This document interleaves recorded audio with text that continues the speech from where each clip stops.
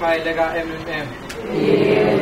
Igama lomphambi wenu umphumeleli wakanyike omunye wama-members a-Triple M, omunye futhi wama-managers aka-Triple M.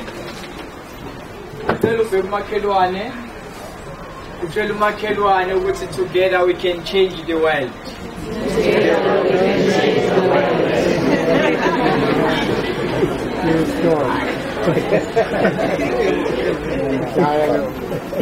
Mhlawumbe mangena presentation laphaya siyaqala phela sichaze ukuthi labo abathathu bamele ngoba abantu abaningi bavamise ukuthuka ukuthi uTM bavele basala.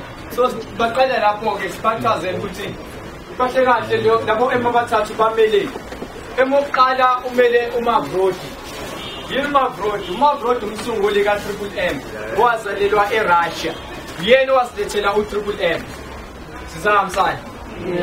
Bese siba no-MSB Mondial. Mondial kusho ukuthi akuyona into yethu kuphela la eSouth Africa kuphela. Akuyona into yethu kuphela la ePietermaritzburg. Kodwa into e-affecta umhlaba wonke.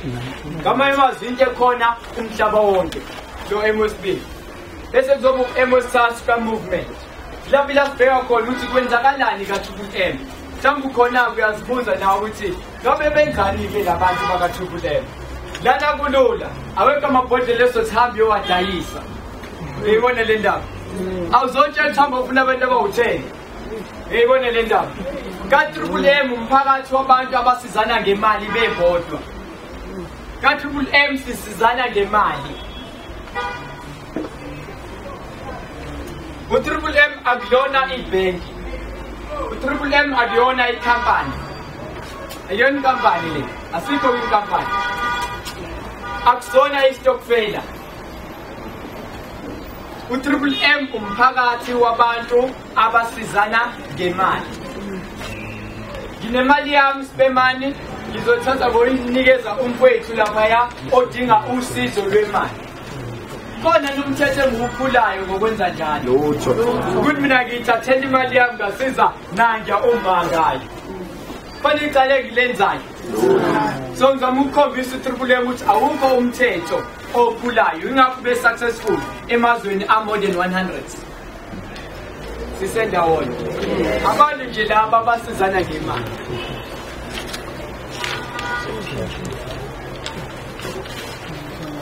Ayikho i-central bank account.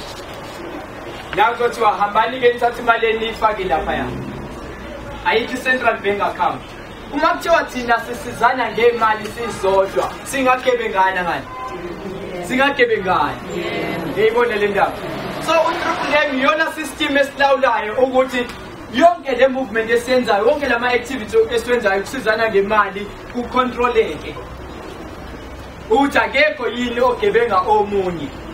Yingakho mase liphumile order lakho kuthiwe hamba uyofaka isibanibani ukuze kubonakale ukuthi umfakele ufaka ne-proof of payment uthi umfakelile imali naye lo ngale ufuna ahangene ofisini lakhe aconfirm ukuthi imali uyitholile. Silawulani ubugebengu lapho Triple M ulawula ubugebengu ukuthi akungenzeki. So wona osimoniselayo zonke izinto zihamba kahle yini. Ayikho imali ezothathwa uTriple M. Sisendawona. Ngoba phela lokho esikubiza ukuthi amabhanoyi. Yilapho kuthathwa imali zabantu. Zifakwe lapho kulo account. Uyavuka ngakusasa abasekho labo bantu. Uyayibona le ndaba. Manje befakwe i-account yakho. Abasekho. So Triple M ayikho imali yakho azoyithatha. Ngeke ufake imali yakho ka-Triple M. Lokho kufanele kube clear kubantu. So ayikho imali uTriple M ayithathayo kuthina. Masibheka-ke umlando kaTriple M ukuthi umkanjani. Triple M Global Community uqale ngo-2011 but kudala wabakhona 1989 wawukhona uTriple M but ngaleso sikhathi wawuyinkampani ngaleso sikhathi a-registered company lapho abantu bebezenzela khona 100% profits bethenga ama-shares. Uhulumeni waseRussia ungayithanda leyo nto wavala. Ifanwa kanjani inkampani eregistered? Uhulumeni azangayithande leyo nto ngoba phela once wanemali uzokuthi ukhululekile asekudingi sokuthi uye lapha emsebenzini angani konke okwenzayo uzokwenza ngoba uthanda. Uyayibona le ndaba. So wangaba successful uTriple M bamsola uSejimavro ukuthi run i-pyramid scheme njengoba besho namhlanje. Kwenzakaleni eLesotho last week.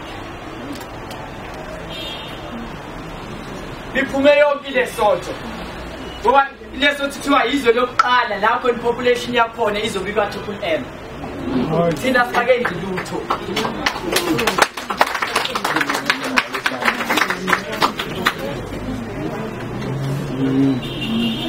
Waboshwa Sejimavro bathe seboshiwe wangenela isikhundla wangenela ama-elections ukuthi ufuna ukuba seParliament laseRussia bam-elect abantu ababekona uTriple M ngaleso sikhathi.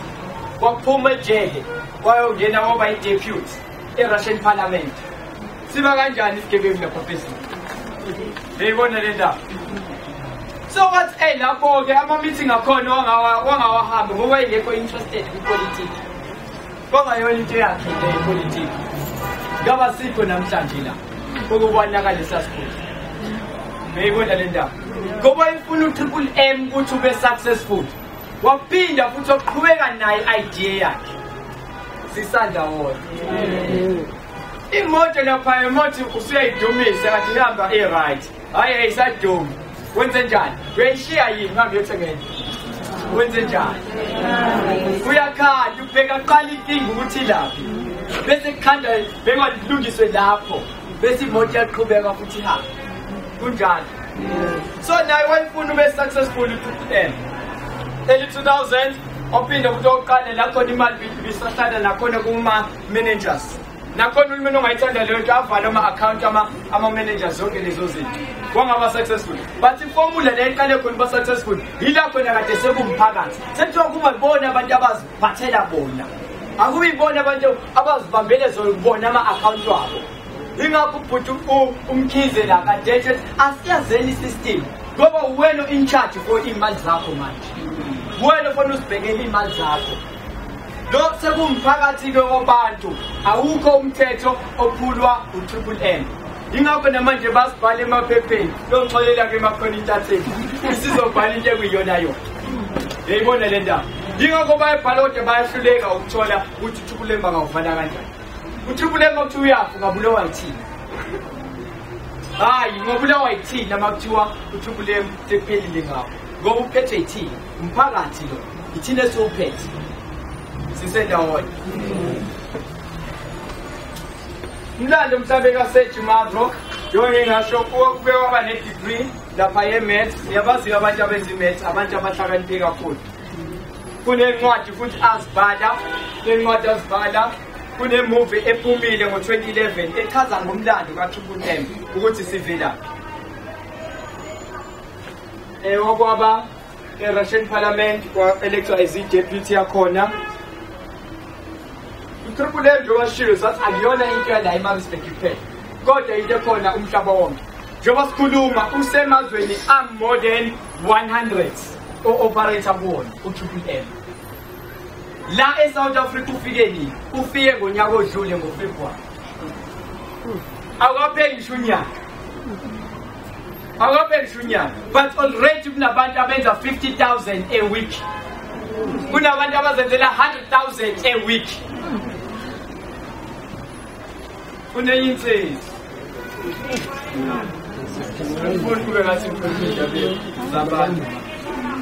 But nawe kuzokwenzeka kwena le. Ngiyacabanga ngeni 150,000 ngosuku.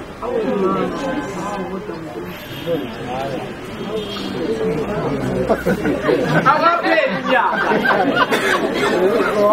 Kwena bathi hayi ayikho ne.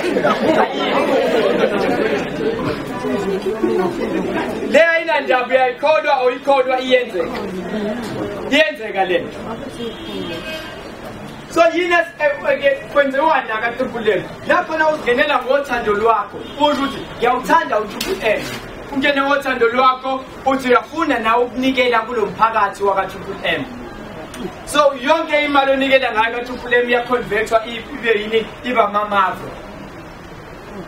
Konke kuyashintsha kuba mamavo lapha kwi-personal office lakho. Yinika mamavo. Amamavo ngiwona lawa agulisa abantu abaningi abangekho la kaTriple M.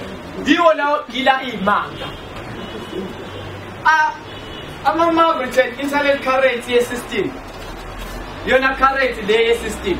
Yonke namarandi namajona namapounds konke lokho okunye sinawo. Kodwa thina ngaphakathi kaTriple M sinani sinamamavo. Masikhuluma ngamamavo la ekhaya sikhuluma ngani?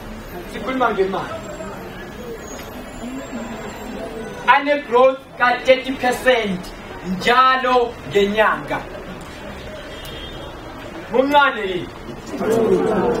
Ngani? Wow.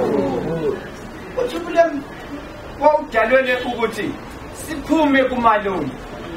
Yonxolela-ke imikhona mashonisa. Amaloni siyawaqeda. Amabhondi siyawaqeda. Ukusebenza isikhathi eside kuyaphela. Yebo.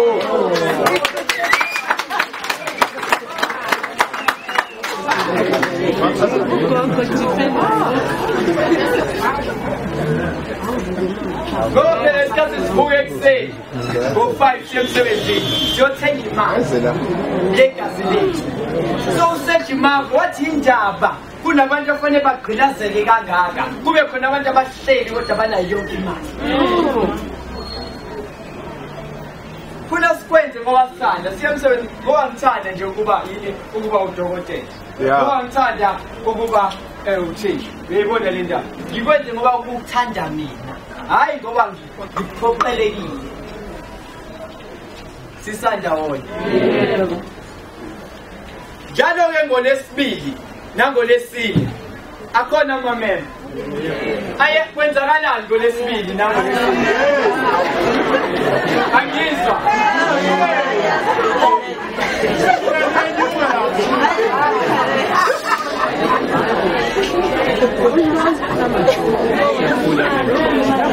Ngolesibili nangolesine bathi payday. Ngoba kufola kabili ngesonto.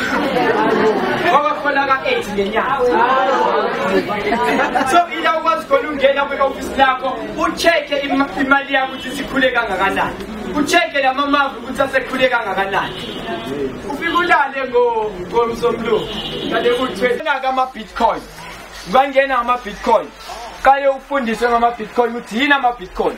Bayazi ke laba phela ngiyabonile lapha ekhaya edala saqeqeshwa ngawo lapha kamama omdala eyibona le ndaba.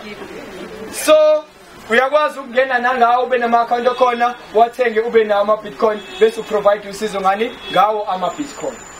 Sisahambisana kuyashesha-ke khona ngoba awusekho limited la kubantu base-South Africa kuphela, kodwa usungene kumhlaba wonke uma usebenzise ama-Bitcoin. Sisendawona. Ikhona mhlawumbe imibuzo. Ake ngithathele imibuzo. Ikhona imibuzo noma kusa right yonke into. I-website esisebenzisayo ithi yebo bhuti.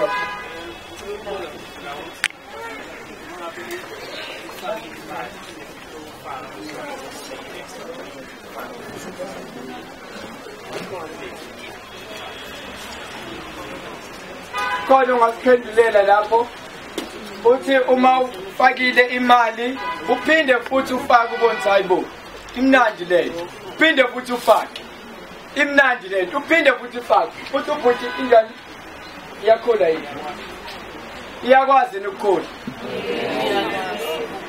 yebo iyakhula futhi wami khona omunye imbuzo yebo futhi Mangaposition check every month una 30%.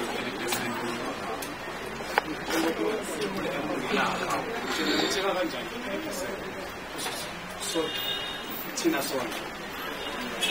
Umbuzo uthi njengoba sithola 30% uqhangaphi ngoba uthukule mawunayo ilokhonje i-account le mali lo mbuzo uhlala uphuma khulile kanje iqhangaphi le mali selo yedwa siphendule kahle oyedwa nje asitshela ukuthi iqhangaphi le mali khona masiphendulela yebo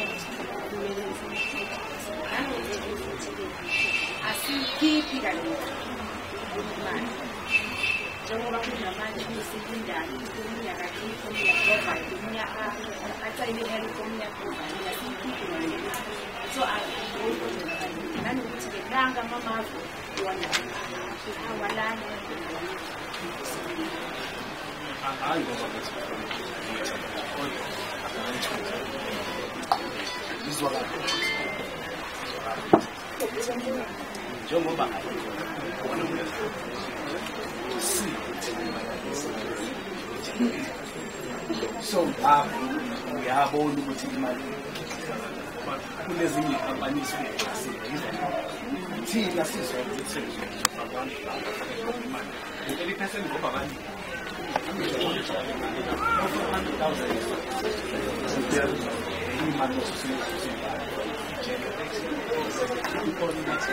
all right mhlambe ake siphendule leyo bhuti wami ilula leyo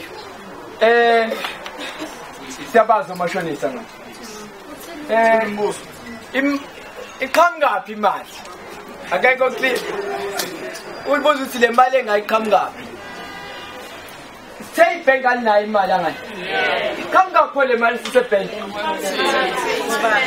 kubantu angani kanjalo nala emphakathini waka-triple M lo 30% wakho uthola kwenye imember ezoprovida yona ngaso sikhathi uyibona le ndaba nayo kofika isikhathi la khona eyocela khona usizo koba khona abanjani abazobe bezoprovide umdlalo esudlalayo la uprovide help uget help uprovide iqhamuka kuthina le mali ayikho ukule muntu into ayenzayo ayenzi lutho iqhamuka kuthina emphakathini waka-Triple M mashonisa ukunikeza 2000 wathi ngidinga inzalo lapha inkonyane lami anikeze lo 5000 idinga inkonyane lami uzolethu le 2600 alex 6500 le mali esila kumashonisa iqhamuke abantu labo bothu beyibona le ndaba angazi noma siyaphenduleka yini siyabonga yebo mhlambe asike sithi ucishe ufane nalo wabhuti lo umbuzo imali uyakwazi ngani ngeke sibe meeting eyodwa lalela ubhuti lawo obuzayo ucishe ufane neyabhuti lo umbuzo wami imali uyakwazi ukuthi asike sithi mhlambe this month ufake mhlambe 100 rand kanjalo uyakwazi ukuthi next month uphinde uadd kuona 100 rand lo yebo uyakwazi uyakwazi benziwe or iphinde i-ede mhlawumbe kube 200 kunjalo o-provide ngabenza noma kangaki ngabenza ngathi i-website esisebenzayo ithi rsa-mmm.net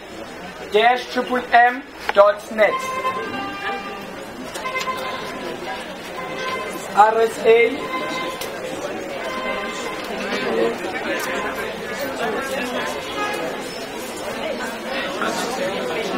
-mmm.net siyacelwa ukuthi asingayi ku-global ngoba kudlalwa ama-bitcoin kuphela ku-global thina la eSouth Africa sisebenzisa u-rsa-mmm.net singayi le ka-global ku-Republic of Bitcoin iyona website esisebenzisayo leya sihamba ke ngikhombisa i-registration ukuthi siyenza kanjani uye lapha ku-registration usuthola lela form elikanjeya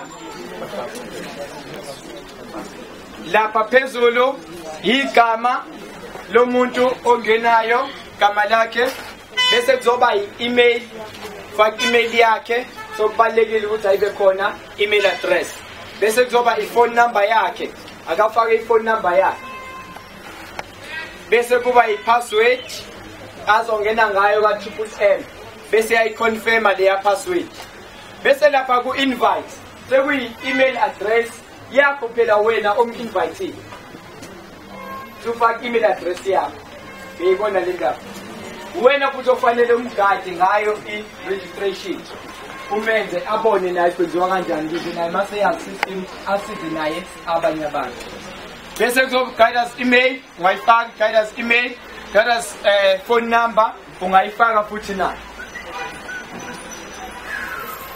masehla laphaya from friend khe kanjalo bese kuzoba ileya picture code ufake leya picture code-ke esikhaleni sayo bese la i-warning thike lalibhoyisa elincane le-warning ukuthi uyawuqonda manje ukuthi u-MMM uyini usebenza kanjani ukuthi akekho umuntu okuphoqela ukuthi ungene ka-MMM yayibona le ndaba so thika bese uthi register in MMM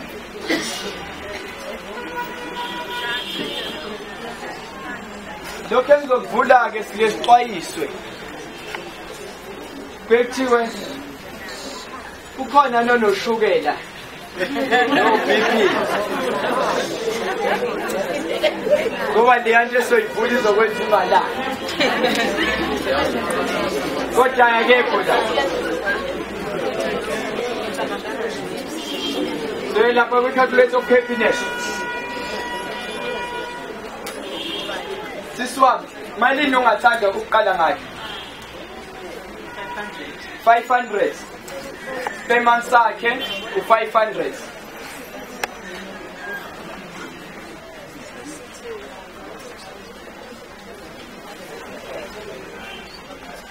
nanke u-500 wakhe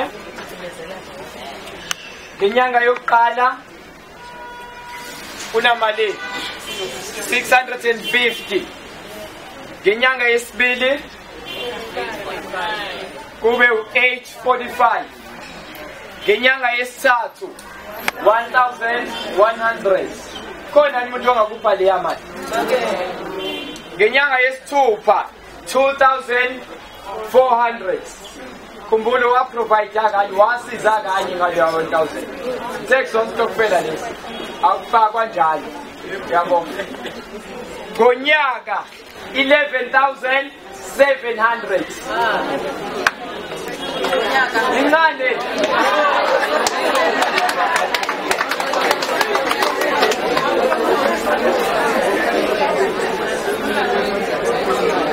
kokwa malini esakisile manje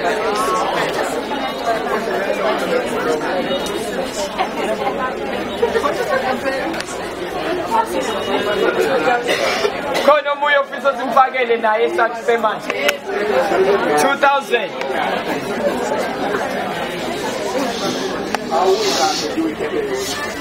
All right. nangu 2000 uprovide ngawo ngenyanga yokuqala una 2600 ngenyanga yesibili una 3400 ngenyanga yesithathu una 4400 inyanga yesithathu ngenyanga yesithupha una 9700 khona umuntu ozokupha lo mali ngenyanga yes-12 una 46,600 waprovide kanye asithandi leya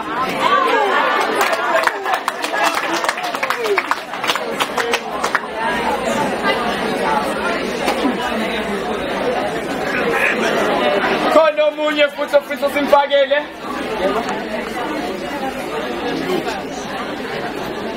intokazi endala ithi angifake 30,000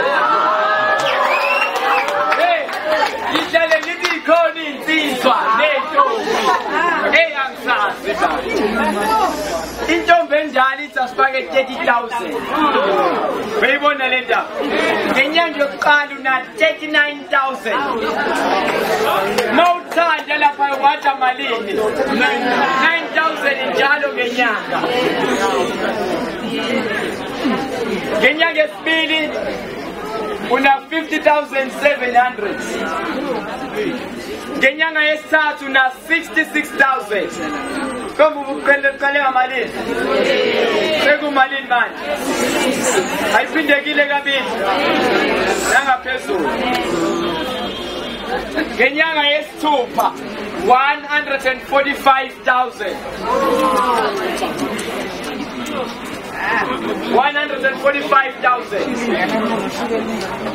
after 12 months 669,000 rand